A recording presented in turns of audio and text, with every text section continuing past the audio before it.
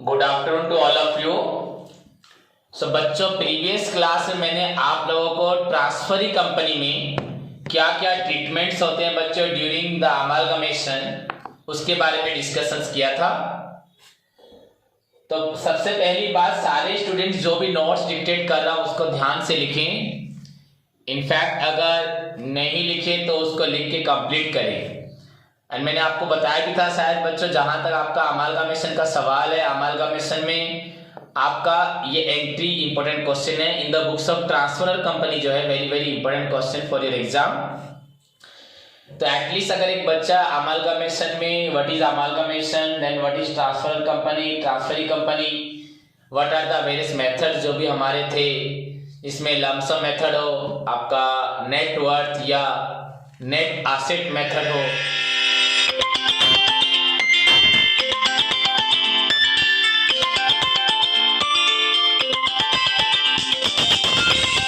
बच्चों आपका नेट, आपका पहला हुआ लम्प सम मेथड, उसके बाद आपका हुआ नेट एसेट या नेट वर्थ मेथड, उसके बाद बच्चों हमने पढ़ा था आपका net payment method, then finally मैंने आपको पढ़ाया था बच्चों इंट्रिंसिक वैल्यू मेथड। सो आपको what are these methods of calculating बच्चों परचेज कंसीडरेशन, इन मेथड्स को अच्छे से पढ़ना है। Basically net asset method, intrinsic value method, net payment method बच्चों, इनको देखना है ध्यान से। एंड यू नो बच्चों, सभी को मालूम है परचेज कंसीडरेशन का मतलब क्या है, मैं फिर से डिस्कशंस करूंगा।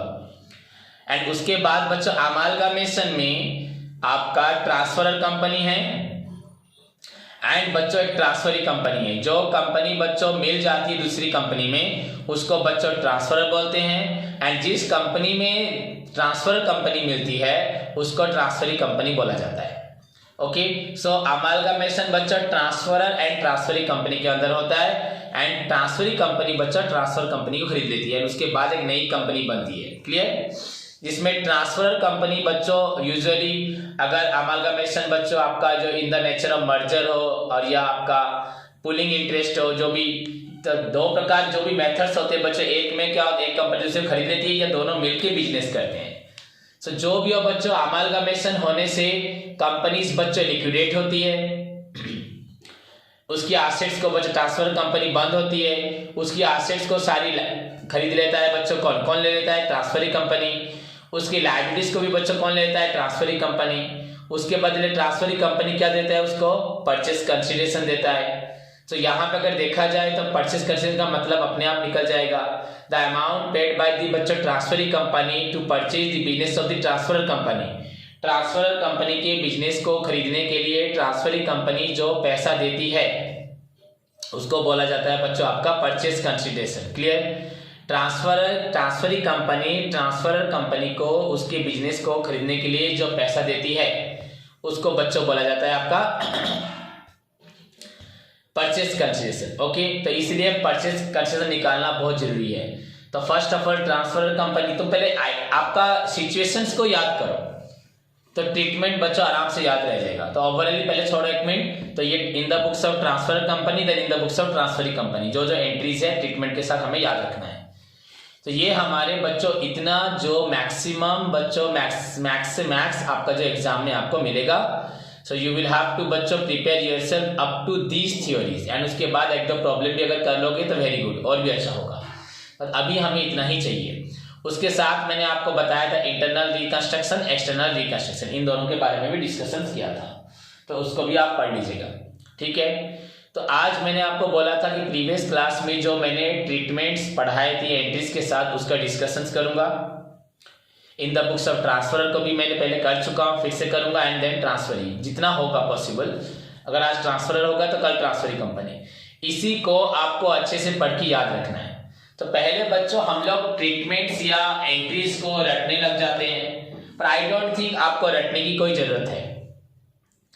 अगर आप सिचुएशंस को समझ जाते हो सो आपको किसी प्रकार का रटने का जरूरत नहीं पड़ेगा, जस्ट आपको समझना है कॉन्सेप्ट। पहली बात बच्चों, अमालगमेशन क्या है? बच्चों अमालगमेशन क्या है? जहां पे एक कंपनी दूसरी कंपनी को मिला के एक नई कंपनी बनती है। जब मार्केट में बच्चों बहुत सारी कॉम्पिटिशन्स आ जाती है, मार्केट में बच्चों कोई न्यू बिजनेस आके हमें डाउन करना चाहता है, तो यहाँ पे ऑलरेडी जो एस्टेब्लिश कंपनी होती है तो वो लोग एक दूसरे के साथ जुड़ के उस कंपटीशंस को फेस करने के लिए, उसको डाउन करने के लिए एक न्यू बिजनेस कर सकते हैं। But whenever they carry on बच्चों सिमिलर टाइप्स ऑफ बिजनेस, तभी अमालगमेशन हो पाएगा। अगर दोनों सिमिलर टाइप का बिजनेस नहीं करते तो अमालगमेशन नहीं हो पाएगा। तो यहाँ पे बच्चों एक ट्रांसफरर कंपनी है, ट्रांसफरी कंपनी है। ट्रांसफर कंपनी बच्चों which is amalgamated into another company, that is known as transferor company. and the company into which बच्चों transferor company is amalgamated, that is known as transferee company. So amalgamation बच्चों is the आपका जो new company जो form होता है वो आपका transfer and transferee के अंदर होता है। तो इसमें आपको सबसे इंपॉर्टेंट बात ध्यान देनी है कि ट्रांसफर कंपनी आपका बंद होने वाला है, उसकी सारी चीजें ट्रांसफरी कंपनी लेने वाली है। तो सिचुएशंस कैसे बिल्ड होंगी, कैसे स्टार्ट होगी? तो पहले मेरी सारी एसेट्स को बच्चों आप ले लोगे, या बच्चों अगर मैं अभी एंट्रीज कर रहा हूँ ट्रांसफर की बुक में तो मैं हूँ ट्रांसफर कंपनी, मेरी एसेट्स को आप लोगे। आप लोग के लेने से भी बच्चों एंट्री अभी मैं फिलहाल अपनी बुक्स में कर रहा हूँ, मतलब entries in the books of transfer company. Suppose I am transferor, you are transferee, entry हो रहा है ट्रांसफर कंपनी की बुक में, ओके। एंड मेरी एसेट्स को आप लोग ले रहे हो, तो मेरी एसेट्स बच्चों जो मेरी एसेट थी, जो डेबिट थी, वो एसेट्स मेरे पास से जा रही है। तो फर्स्ट ऑफ ऑल बच्चों assets taken over by the transferee company, मेरी एसेट्स को आप लोग ले लो। तो एसेट जो मेरी डेबिट थी बच्चों वो हो जाएगी क्रेडिट, एंड उसके बदले बच्चों एक नया अकाउंट खुलेगा अमालगमेशन में, दैट इज नोन एज बच्चों रियलाइजेशन अकाउंट। जिस तरह बच्चों आपका पार्टनरशिप बिजनेस में फार्म में बच्चों आपका रिवैल्यूएशन अकाउंट खोला जाता है, यहाँ पे बच्चों खोला जाता है आपका realisation account. So entry will भी बच्चों आपका एसेट्स टेकन ओवर, अगर मेरी एसेट को आप लोग लेते हो तो एंट्री विल भी बच्चों रियलाइजेशन अकाउंट डेबिटेड टू बच्चों आपका various assets account. Realisation account debited to various assets account, assets मेरा डेबिट था, जब मेरी एसेट्स को आप लोग ले लोगे तो वो एसेट्स बच्चों हो जाएगा क्रेडिट। तो इसको याद रखना है। ऊपर हेडिंग लिख रहे द फॉलोइंग ट्रीटमेंट्स विद बच्चों entries are required to pass in the books of transfer company at the time of बच्चों amalgamation. These are as follows. First one जो एग्जाम में आएगा 12 मार्क्स का, for assets taken over by the transferring company या for assets of the transfer company taken over by the transferring company। तो मेरी assets मेरे लिए डेबिट थी हमेशा, all assets are डेबिट। अब जब ये assets चली जाएगी तो ये हो जाएगी बच्चों आपका क्रेडिट। सो आपका रियलाइजेशन अकाउंट डेबिटेड टू बच्चों आपका हो गया वेरियस एसेट्स अकाउंट। क्लियर? वैसे ही बच्चों सिमिलरली जैसे एसेट्स को आप लोगों ने लिया वैसे ही आप लोगों मेरी लायबिलिटीज को भी लेंगे, मेरा बिजनेस तो बंद हो जाएगा, तो मेरी लायबिलिटी को आप लोगे। So for the liabilities of the transfer company is taken over by the transferee company. तो मेरी लायबिलिटी मेरे लिए बच्चों हमेशा से क्रेडिट थी, जब मेरी लायबिलिटी को आप लोग ले जाओगे तो वो डेबिट हो जाएगा। तो various liabilities account debited to बच्चों आपका realisation account. Clear? Various liabilities account debited to various assets account. यहाँ पे बच्चों आपको ध्यान देना है कि कौन सी एसेट्स को मेरी ले रहा है, कौन सी लायबिलिटी को वो मेरे ले रहा है। जिस एसेट्स को वो नहीं लेगा, जिस लायबिलिटीज को वो नहीं लेगा, उसको यहाँ पे आप लोग ट्रांसफर नहीं कर सकते। सो ओनली दोज एसेट्स को वो ले रहा है, दोज लायबिलिटी को वो कंज्यूम कर रहा है, उसी के लिए आपको एंट्री पास करना है। फॉर एसेट्स के लिए बच्चों आपको realisation to asset, various assets individually, and for liabilities बच्चों वेरियस लायबिलिटीज टू बच्चों रियलाइजेशन। उसके बाद बच्चों ऊपर दोनों से जो एसेट्स माइनस लायबिलिटी निकलेगा, जो डिफरेंस निकलता है बच्चों, that is known as purchase consideration.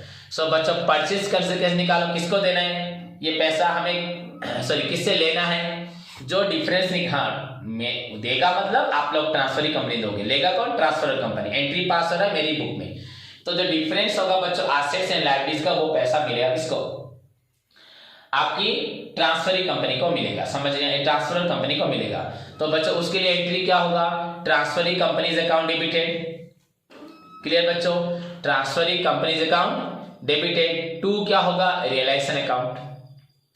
Transferee company account debit क्या हुआ, तुम लोग मेरे अभी डेब्टर होगे, तुमसे पैसा मिलेगा, to realisation account. Okay, and उसके बाद जब for receiving of purchase consideration, जब मुझे आपसे पैसा मिलेगा तो आप मुझे क्या दोगे, कैश दोगे।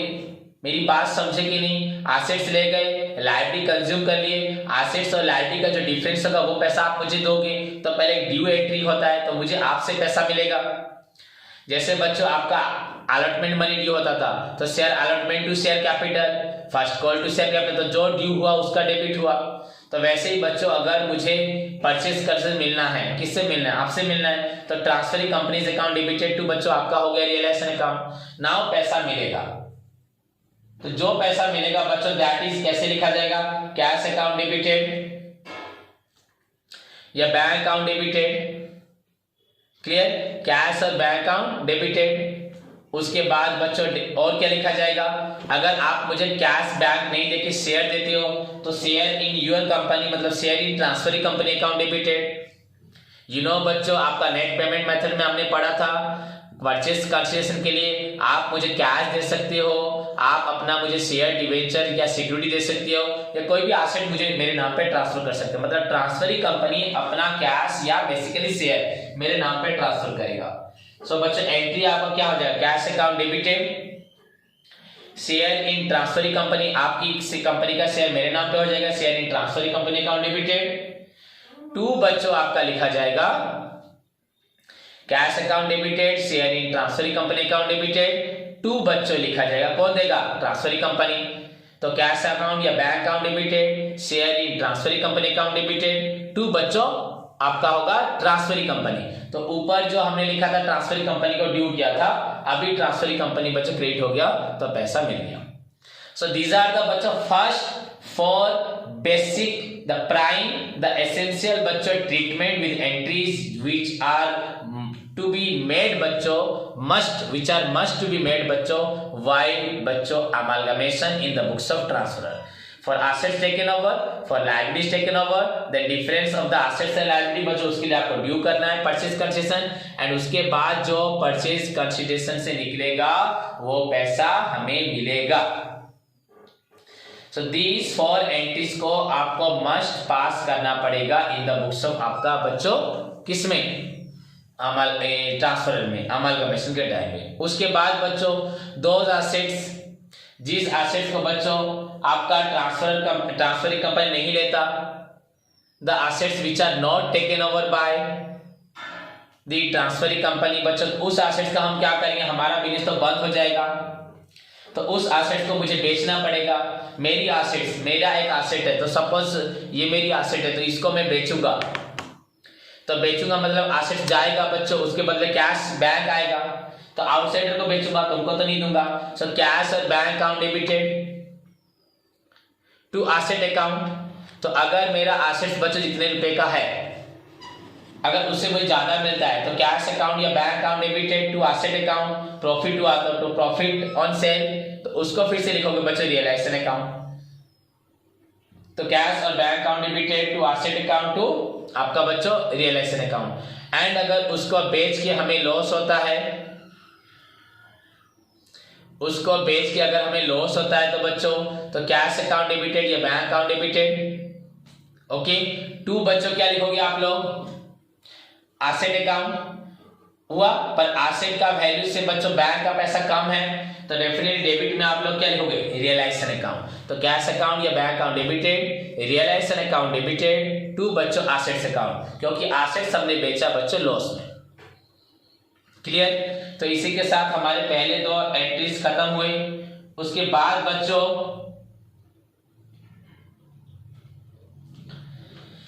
वैसे ही बच्चों अगर हम देखें उसके बाद एक्चुअली तो वहां पे लिक्विडेशंस के लिए एंट्री है, अगर हम देखें तो वैसे लायबिलिटीज भी हो सकता है, आगे पीछे होने से कोई फर्क नहीं पड़ेगा, आप देख सकते हो बच्चा लायबिलिटीज के लिए लिख सकते हैं, पर उसके बाद हमारा लिखा है लिक्विडेशन के लिए, किसके लिए लिखा है, लिक्विडेशन। तो बच्चों वैसे तो मैंने बोला उसके लिए बाद हम लिक्विडेशन करेंगे, नहीं तो हम एसेट्स जैसे जिस एसेट्स को उसने नहीं लिया उसको हम लोगों ने पर्सनली बेच दिया उसको, उसी प्रकार हम लायबिलिटीज जो नहीं लेगा उसको भी हम लोग पे करेंगे, उसका एंट्री हो सकता है। पर जैसे कि आपके बुक में बच्चा लिक्विडेशन के बारे में लिखा है तो लिक्विडेशन पे चलते हैं। तो बच्चों फॉर लिक्विडेशन एक्सपेंसेस, अगर लिक्विडेशन जब होगा लिक्विडेटर जो होगा वो आपसे खर्च लेगा, वो खर्च आपको देना पड़ेगा। सो बच्चों या आप दोगे या कभी कभी क्या होता है सम केसेस में ट्रांसफरिंग कंपनी कहता है कि सर आपका सारा खर्च हम दे देंगे, एक्चुअली मेरी कंपनी बंद रही उसका खर्च मैं दूंगा, या कभी कभी आप ट्रांसफरिंग कंपनी बोलते हो सर उसका भी जिम्मेदारी हम लेते हैं कि आपकी कंपनी भी बंद हम लोग कर देंगे। तो बच्चों अगर खर्च मैं देता हूं तो मेरे लिए liquidation expenses account debited to bank हुआ। अगर if such liquidation expenses are to be borne by बच्चों ट्रांसफर कंपनी, मैं देता हूं तो लिक्विडेशन एक्सपेंसेस टू बच्चों बैंक, पर यहाँ पे लिक्विडेशन एक्सपेंसेस नहीं लिखा जाएगा, यहाँ पे हम लोग फिर से लिखेंगे बच्चों क्या, रियलाइजेशन अकाउंट। क्लियर? तो रियलाइजेशन टू बैंक बच्चों एंट्रीज याद कर लो ना, अपने आप प्रॉब्लम सारा सॉल्व हो जाएगा, कोई किसी प्रकार की दिक्कत किसी बच्चों को भी नहीं आएगी। और आप एंट्री याद नहीं करोगे और उसी के ऊपर इधर उधर होते रहोगे तो बच्चों आपको ही दिक्कत होगी। सिंपली एंट्री को लर्न कर लो, you can solve the problem बच्चों। एटलीस्ट तो आपको जितने भी अमालगमेशन में entries in the books of transfer and transfer हो जाएगा। बस यू नीड टू बच्चों लर्न, जो लर्न कर पढ़ा चुका हूं बच्चों, बस यू नीड टू बच्चों practise how to calculate the purchase consideration, वो भी मैं आपको बता चुका हूं। एसेट्स को इंडिविजुअली प्रेजेंट किया, लायबिलिटी को प्रेजेंट किया, डिफरेंस आपका परचेस कंसीडरेशन हो जाएगा। क्लियर? सो नाउ बच्चों अगर लिक्विडेशन एक्सपेंसेस को, अगर मेरे लिक्विडेशन के एक्सपेंसेस को, मेरी कंपनी बंद होने के खर्च को अगर आप पेड करते हैं, आप पेड करते हैं, तो बच्चों अब क्या होगा, तो बच्चों जैसे कि आप मेरे लिए खर्च करोगे तो मेरी बुक्स में तो कोई एंट्री लिखने का कोई जरूरत ही नहीं है। Okay, so no entry. पर अगर मैं एंट्री लिखता हूं, इसका मतलब क्या होगा बच्चों, पेमेंट में आपको कर रहा हूं एंड आप उसको कर दे रहे हो, ऐसे तो नहीं होगा। यहां पे पॉइंट ही क्या है कि आप पेमेंट दे रहे हो मेरे लिए, पर यहां पे पेमेंट में आपको दे रहा हूं, आप पेमेंट कर रहे हो, ऐसा तो नहीं हो रहा। पर हम लोग ऐसे ही सोच लेंगे बच्चे, एक्चुअली खर्च आप कर रहे हो तो मेरे हाथ से नहीं जा रहा। पर अगर मैं एंट्री नहीं लिखता तो वेरी गुड, नो एंट्री। अगर मैं एंट्री लिखना चाहता हूं तो इस तरह से एंट्री लिखूंगा, क्योंकि मेरे हाथ से तो पैसा नहीं गया। तो यहां पे एंट्री लिखा है बच्चा, transfer companies account debited to bank, मतलब मैंने आपको पैसा दिया पर मैंने तो आपको नहीं दिया, कहीं पे भी नहीं दिया। फिर बच्चों लिखा गया bank account debited to transfer company, मुझे आपसे पैसा मिल गया, मैंने तो आपको पैसा दिया भी नहीं पर मैंने लिखा मैंने आपको पैसा दिया, फिर मुझे आपसे पैसा मिल गया। तो अगर देखा जाए बच्चा transferee to bank, bank to transferee, transferee debit, यहाँ पे नेक्स्ट एंट्री में ट्रांसफरी क्रेडिट, बैंक बच्चों क्रेडिट, बैंक डेबिट, तो मैंने आपको दिया आपने मुझे दिया, ये चारों एंट्री बच्चों, चारों जो डेबिट क्रेडिट डेबिट क्रेडिट, दो डेबिट दो क्रेडिट बच्चों कैंसिल हो गए, दैट मीन्स इफेक्ट बच्चों जीरो हुआ। सो अगर लिक्विडेशन एक्सपेंस को मैं देता हूं तो वेरी सिंपल बच्चों, लिक्विडेशन एक्सपेंसेस को रियलाइजेशन टू बैंक, एंड अगर आप देते हो तो बच्चों वहां पे टू अल्टरनेटिव्स आता है। पहले केस में मैं एंट्री पास नहीं करूंगा, दूसरे में एंट्री पास इस तरह करूंगा सो दैट उसका इफेक्ट कुछ नहीं पड़ेगा, इफेक्ट कुछ भी नहीं पड़ेगा। तो आपका transferee company account debited to bank and bank account debited transferee company, तो जो दिया था बच्चों रिटर्न हो गया एंड फाइनली वो सेटल हो गया। क्लियर बच्चों? सो दिस इज योर बच्चों नेक्स्ट हुआ। उसके बाद बच्चों नेक्स्ट बच्चों उसी के साथ फॉर लायबिलिटीज टेक बच्चों, फॉर जैसे हमने बोला था assets taken over by the transferee company, then assets not taken over जो उसको हमने भेज दिया, वैसे ही फॉर दोज लायबिलिटीज बच्चों, those liability which are not taken over by the transferee company. Now what about this liability, now जिस liability को आपने नहीं लिया इसका क्या होगा। लोग खड़े हैं मेरे सामने, क्रेडिटर्स खड़े हैं, वो मांग रहे हैं सर आप तो लिक्विडेशन कर रहे हो, आप उस कंपनी के साथ मिल जा रहे हैं, तो हमारी लायबिलिटी को तो उसने पेमेंट नहीं किया, so you are liable to make the payment. मैं जानता हूं मुझे पेमेंट करना पड़ेगा, तो नाउ मुझे पर्सनली उस लायबिलिटी को देना पड़ेगा। तो लायबिलिटी बच्चों हमेशा क्या होता है, क्रेडिट होता है बच्चों। कब तक क्रेडिट होता है, जब तक वो लायबिलिटी होता है, एंड वंस ये पेड हो जाएगा तो ये डेबिट में जाएगा। तो various liabilities account debited to बच्चों कैश और बैंक, आपका various liabilities account debited to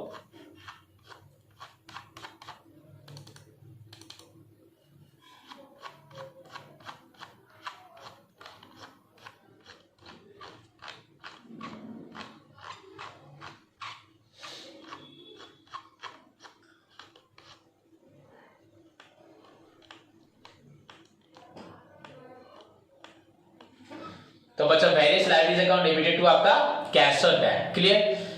okay, अगर लायबिलिटी देने में मुझे लेट होती है तो जितनी रुपए की लायबिलिटी होगी मुझे उससे ज्यादा पेड करना पड़ेगा। सिंपल सी थॉट्स है, नहीं तो आप रटते ही रह जाओगे, एग्जाम के दिन भी बोलोगे सर एक भूल गए, एक एंट्री गलत होगी। Very simple, assets taken over आपका लायबिलिटी टेकन ओवर, दोनों का डिफरेंस परचेज कंसेशन का ड्यू, देन परचेज कंसेशन का पैसा मुझे मिलेगा कैश में या शेयर में। उसके बाद जो एसेट्स नहीं लिया उसको मैंने बेच दिया, बेचा प्रॉफिट में, नीचे रियलाइजेशन आया, अगर लॉस में बेचा ऊपर रियलाइजेशन आया। देन लिक्विडेशन एक्सपेंसेस को मैंने पेड किया तो बच्चा एंट्री में रियलाइजेशन टू बैंक लिखा, अगर आपने पेड किया तो एंट्री नहीं होगा, अगर एंट्री होगा तो इस तरह से एंट्री होगा जिस तरह से एंट्री का इफेक्ट नहीं पड़ेगा।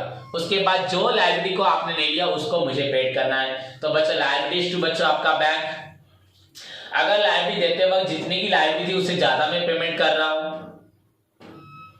तो मुझे लॉस हो रहा है बच्चों, तो वहां पे liabilities account debited to bank to realisation, बच्चों लिखा जाएगा टू रियलाइजेशन। ओके बच्चों समझ में आया कि नहीं, क्लियर। अगर जितनी लायबिलिटी है उससे मैं ज्यादा पेड कर रहा हूं, वेरियस लायबिलिटीज अकाउंट डेबिटेड,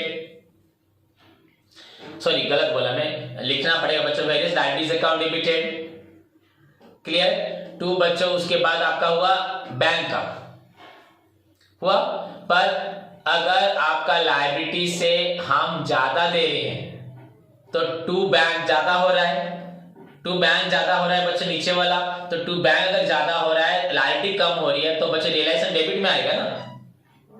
मैंने बोल दिया वेरियस आपका liability to bank to realisation, पर होगा ही नहीं, आप लिखते वक्त अपने आप समझ में आएगा। लायबिलिटी थी बच्चों सब रेंट देना था आपका 10,000, आप रेंट दे रहे हो 11,000, तो डिफरेंस में ज्यादा तो नीचे वाला हो रहा है डेफिनेटली।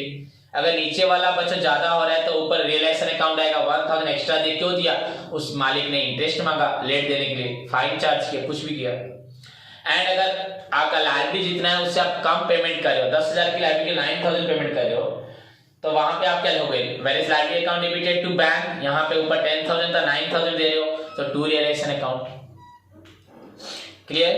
तो वेरियस एसेट्स टू बच्चों लायबिलिटीज जो आपका वेरी लायबिलिटी टू बच्चों जो बैंक था, अगर if you make the more payment then बच्चों ज्यादा आप पेमेंट कर रहे हो तो वहां पे आपको बच्चों ऊपर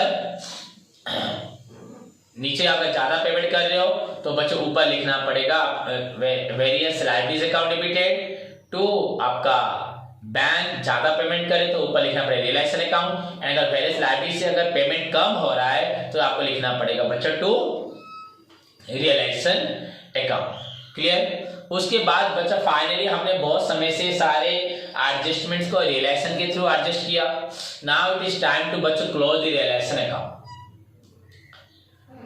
close the realization account, okay, so now the time to बच्चों closing down of realization account।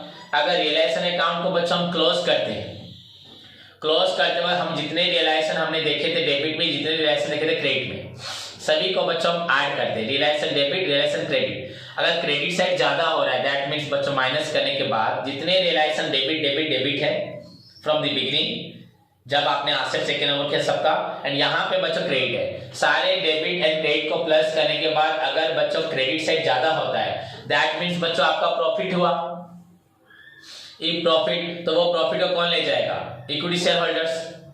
तो बच्चों ट्रांसफर करोगे इक्विटी शेयर होल्डर को, तो realisation account debited to equity share holders, and सारे रियलाइजेशन को प्लस करने के बाद अगर आपको मिलता है बच्चों डेबिट बैलेंस मिलता है मतलब लॉस, तो उसको भी कौन लेगा, इक्विटी शेयर होल्डर पे करेगा, देना पड़ेगा, तो equity share holders account debited to बच्चों रियलाइजेशन अकाउंट।